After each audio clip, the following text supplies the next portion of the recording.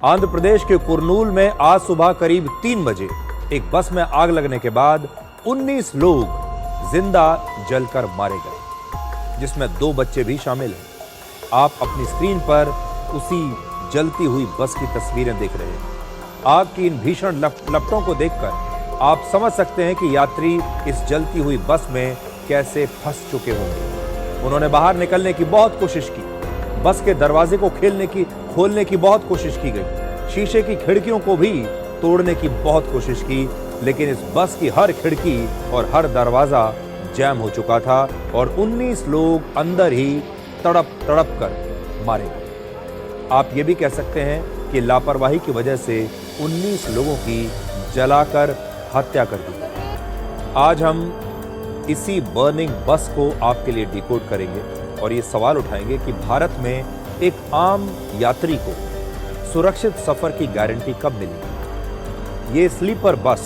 जिसे आप देख रहे हैं, ये हैदराबाद से बेंगलुरु जा रही थी जब एक बाइक इससे आकर टकरा गई और शुरुआती जांच रिपोर्ट ये कहती है कि बाइक से टकराने के बाद भी ड्राइवर ने बस को रोकने की कोशिश नहीं की। वो बाइक इस बस के नीचे घिसकती रही, जिससे बाइक का पेट्रोल लीक हो गया और उस पेट्रोल की वजह से बस में आग लग गई और इस दुर्घटना में बाइक सवार की भी मौत हो गई। इस दुर्घटना के 2 कारण हैं। पहला, ड्राइवर बहुत ज्यादा स्पीड पर गाड़ी चला रहा था, ओवर स्पीडिंग कर रहा था, और दूसरा, ड्राइवर की लापरवाही। इस बस के जो यात्री जिंदा बच गए, उन्होंने बताया कि दुर्घटना के बाद उन्होंने खिड़की के पास आग की लपटें देखी और ड्राइवर को इसके बाद तुरंत अलर्ट किया और तब जाकर ड्राइवर ने बस को रोका, लेकिन तब तक बहुत देर हो चुकी थी।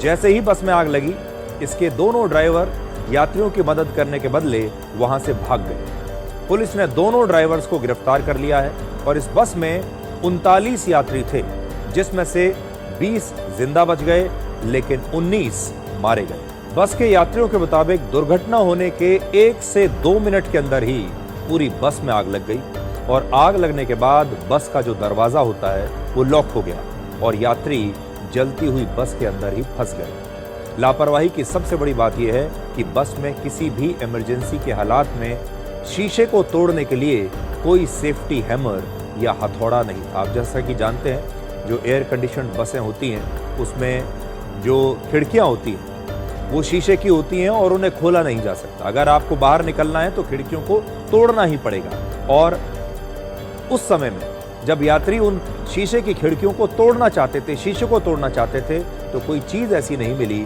जिससे शीशे को तोड़कर वो बच सके। और ये सारी चीजें, इस तरह का जो हैमर है, ऐसा हथौड़ा, ये हर एसी बस में जरूर होना चाहिए था। कुछ यात्रियों ने इमरजेंसी डोर और बस की खिड़कियों को अपने हाथों से तोड़ा, लेकिन तब तक बहुत सारे लोगों की मौत हो चुकी थी। इसके बाद बस की खिड़की से छलांग लगाकर बाहर निकलने की कोशिश में भी कई यात्री बुरी तरह से घायल हो गए, उनकी हड्डियां टूट गई। ये दुर्घटना सुबह 3 बजे हुई, जब ज्यादातर यात्री बहुत गहरी नींद में थे, जिसकी वजह से उन्हें बचने का मौका ही नहीं मिला और कई यात्री बस के अंदर अपनी सीटों पर बैठे बैठे ही आग में झुलस गए। कई शव तो इतनी बुरी हालत में थे कि उन्हें पहचानना भी मुश्किल था, इसलिए अब उनके डीएनए सैंपल लेकर उनकी पहचान की जाएगी। आग लगने का एक बड़ा कारण यह भी था कि इस बस में 100 ब्रांड न्यू मोबाइल फोन्स किसी यात्री के सामान में रखे हुए थे। यानी कोई यात्री ऐसा था जो 100 नए मोबाइल फोन्स लेकर जा रहा था, शायद बेचने के लिए ले जा रहा होगा। और इन मोबाइल फोन्स में आग की वजह से विस्फोट हो गया, क्योंकि इनकी जो बैटरी है वो गर्म हो गई और इसका मतलब यह है कि ये मोबाइल फोन्स एक प्रकार से छोटे छोटे बॉम्ब बन गए। इस बस में एयर कंडीशनर के लिए जो बैटरीज लगाई गई थी उनमें भी विस्फोट हुआ, जिसकी वजह से इस बस के कई हिस्से पूरी तरीके से पिघल गए। अब आपको इस बस के बारे में भी बताते हैं। ये कोई पुरानी या खटारा बस नहीं थी। इस बस को जिस कंपनी ने बनाया है उसका नाम है Scania commercial vehicles India private limited. ये मूल रूप से स्वीडन की कंपनी है जिसकी बसें दुनिया भर में चलती हैं। आज हमने स्कैनिया इंडिया की वेबसाइट को चेक किया, जिसमें उन्होंने अपने बसों की तस्वीरें और उनके कुछ वीडियोस भी पोस्ट किए हुए थे। ये जो तस्वीर में आपको दिखा रहा हूं ये स्कैनिया की ही बस है और जिस बस में आज आग लगी है वो लगभग इसी प्रकार की बस थी। इस कंपनी के मुताबिक बस के इस मॉडल की कीमत जिसमें आग लगी है 92 लाख रुपए के आसपास है। आप ये समझ लीजिए कि करीब 1 करोड़ रुपए की बस थी। और जिस बस की दुर्घटना हुई है वो कावेरी ट्रेवल्स नाम की एक कंपनी की बस थी और इसका रजिस्ट्रेशन वर्ष 2018 में दमन और दीव में हुआ था। इस बस के पास फिटनेस सर्टिफिकेट सहित सभी दस्तावेज थे, लेकिन ये लगातार ट्रैफिक के नियम तोड़ती आ रही थी। अकेले तेलंगाना में इस बस के खिलाफ 16 चालान किए गए हैं और 23,000 रुपए के जुर्माने का भुगतान अभी भी बकाया था। यानी बार बार ट्रैफिक के नियम तोड़ने के बावजूद भी ये बस लगातार यात्रियों के साथ सड़क पर चलती रही। किसी ने भी इस बस को रोका नहीं।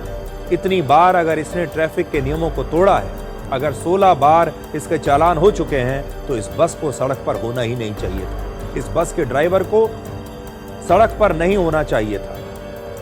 इसलिए ये जो दुर्घटना है ये बहुत बड़े सवाल खड़े करती है। आज उत्तर भारत हो या दक्षिण भारत, बसों में आग लग रही है और लोग इसमें झुलस कर मर रहे हैं। जैसा हादसा आज कुरनूल में हुआ, बिल्कुल वैसा ही हादसा 14 अक्टूबर को राजस्थान के जैसलमेर में हुआ था, जिसमें 26 लोगों की मौत हुई थी। यानी 10 दिनों के अंदर सिर्फ 2 हादसों में 45 लोगों की जलकर मौत हो चुकी। और आज मैं बार बार आपको ये कह रहा हूं कि ये दुर्घटना नहीं है, इन 45 लोगों की हत्या की गई। ये हत्या का मामला है।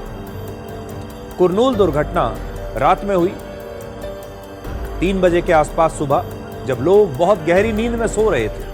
लेकिन जैसलमेर में जो घटना हुई वो शाम 4 बजे के आसपास हुई और उसके बाद भी इसमें 26 लोगों की मौत हो गई। इन दोनों हादसों में 3 बातें बिल्कुल एक जैसी हैं।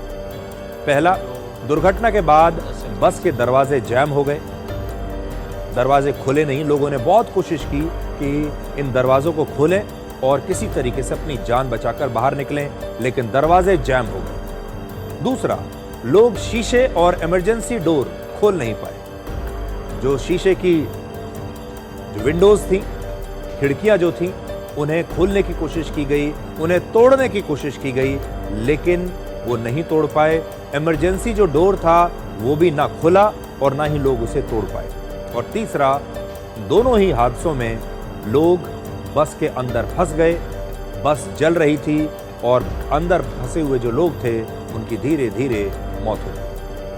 इससे एक बात साफ होती है कि बस में आग इतनी तेजी से लगती है कि लोगों को निकलने का मौका तक नहीं मिल पाता और वो बस में ही फंसकर उनकी मौत हो जाती है। कुरनूल दुर्घटना की जांच अभी चल रही है क्योंकि दुर्घटना आज हुई है, लेकिन जैसलमेर बस हादसे की FSL रिपोर्ट अब आ चुकी है और ये रिपोर्ट बताती है कि इसी दुर्घटना में क्या हुआ और कैसे हुआ। जैसलमेर दुर्घटना की FSL रिपोर्ट कहती है कि बस के इमरजेंसी डोर्स बंद थे, आग बुझाने के लिए फायर एक्सटिंग्विशर्स नहीं थे और बस की खिड़की तोड़ने के लिए वहां पर कोई हथौड़ा भी नहीं था। और इस हादसे की वजह बस में लगे AC की वायरिंग में शॉर्ट सर्किट बताई गई है। तो जहां तक जैसलमेर की बात है तो आप देख लीजिए, जो दरवाजे थे वो जैम हो गए, दरवाजे नहीं खुल पाए। शीशे की जो खिड़कियां हैं, जैसे आप इस बस में देख रहे हैं, इन्हें तोड़ने के लिए वहां पर कोई हथौड़े जैसी चीज होनी चाहिए थी। आग बुझाने के लिए कोई बस में यंत्र नहीं था कि अगर आग लग जाए तो उसे कैसे बुझाएंगे। यानी हर प्रकार से नियमों का उल्लंघन हो रहा था और ये पूरी जो बस है ये राम भरोसे चल रही थी। सबसे बड़ी बात यह है कि इस बस को नॉन AC का परमिट मिला था, यानी ये बिना एयर कंडीशनर के चलने वाली बस थी, इसका परमिट ये कहता है। लेकिन अवैध तरीके से इस बस को एक AC स्लीपर बस बना दिया गया। यानी इस बस को बनाने में लापरवाही की गई। जिसने भी इस बस की पूरी बॉडी बनाई, जिस कंपनी ने, उसने सुरक्षा नियमों का पूरा उल्लंघन किया। और आज आप ये समझ पाएंगे कि हमारे देश में कैसे ये गोरख धंधा चलता है। परमिट लिया है नॉन AC बस का, लेकिन उसके बाद बस की जो बॉडी बनाई है वो AC बस की बनी है, उसमें स्लीपर्स लगा दिए गए हैं, खचाखच उसको भर दिया गया है, जबकि परमिट है नहीं, वो बस इस काबिल है नहीं और उस बस में सुरक्षा के कोई इंतजाम नहीं किए गए।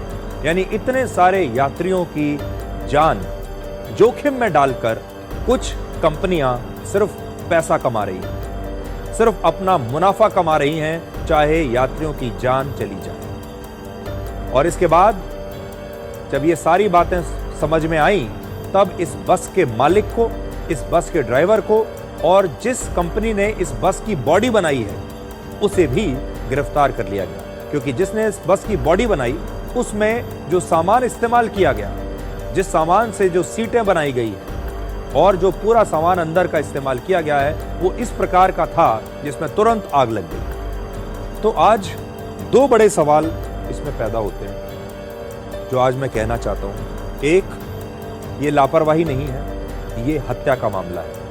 इस बस का जो मालिक है उसे गिरफ्तार किया गया है, ड्राइवर को गिरफ्तार किया गया है और जिसने अवैध रूप से इस बस की ये बॉडी बनाई थी उसे भी गिरफ्तार किया गया है, क्योंकि इस बस के पास एसी स्लीपर बस का परमिट था ही नहीं। दूसरा सवाल ये उठता है कि ये सारी जो बसें हैं जो मैंने दो आपको दिखाई, ये वर्षों से चल रही है।